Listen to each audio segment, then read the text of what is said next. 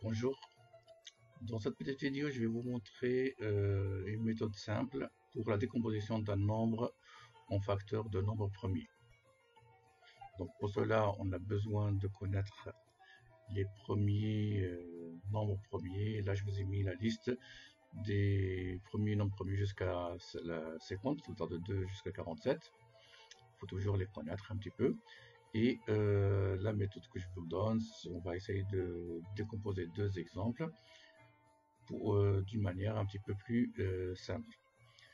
C'est quoi la décomposition en nombre premier? Ça veut dire transformer ce nombre-là sous forme d'un produit qui est constitué seulement avec des nombres premiers, qui sont le 2, le 3, le 5 et ainsi de suite.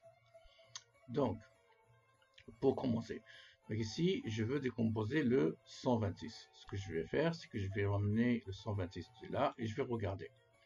Donc, je commence par le premier, le plus petit nombre premier. Le 2, est-ce que 126 est divisible par 2? Ou bien, est-ce que je peux l'écrire sous forme de 2 multiplié par quelque chose? Donc ici, on voit bien que le 126 est un nombre pair, donc on peut le diviser par 2.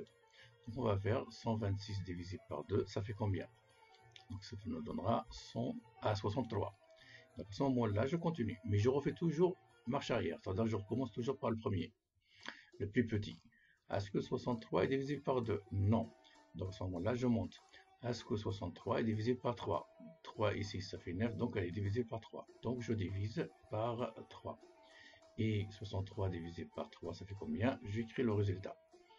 Et je reprends. Est-ce que 21 est divisible par 2? Non. Est-ce que 21 est divisible par 3? Oui. Donc je reprends le 3.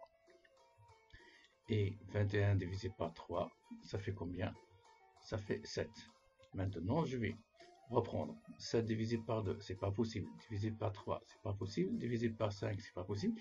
Divisé par 7, c'est possible. Donc, on va écrire le 7 ici. Et 7 divisé par 7, ça fait 1. Et une fois on arrive au 1, on s'arrête. Et donc à ce moment-là, qu'est-ce qu'on a trouvé? Les diviseurs qui sont à la suite, c'est le 2, le 3 et le 3 et le 7. Donc, qu'est-ce qu'on va faire? On va écrire 126 est égal à 2 fois 3 fois 3 fois 7. Et qu'on écrit aussi d'une autre manière, 126 est égal à 2 fois 3 au carré fois 7. Et voilà, elle est vraiment simple. On va prendre un autre exemple. Ici, on veut décomposer le 420. Donc, on va faire pareil. Donc, on ramène le 420 par ici. 420 est un nombre pair, donc on peut le diviser par 2. 420 divisé par 2, ça fait 210. On va chercher. 210 est toujours un nombre pair, donc on peut le diviser par 2. 210 divisé par 2, ça fait 105. 105, est-ce qu'on peut le diviser par 2? Non. Est-ce qu'on peut le diviser par 3? Oui. 1 plus 5, ça fait 6. Donc, il est divisé par 3. 105 divisé par 3, ça fait 35.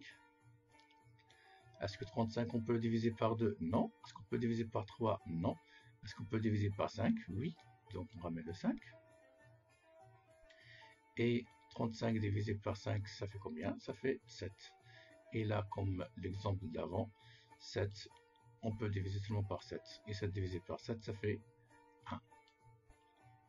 Et voilà, donc on a obtenu nos nombres qui vont nous former la décomposition du nombre 420 en facteur premier. Donc on va écrire 420 est égal à 2 fois 2 fois 3 fois 5 fois 7. On pourra écrire aussi d'une autre manière, 2 au carré fois 3 fois 5 fois 7. Voilà la décomposition en facteur premier de nombre 420. J'espère que cette méthode vous sera utile et à bientôt. Merci.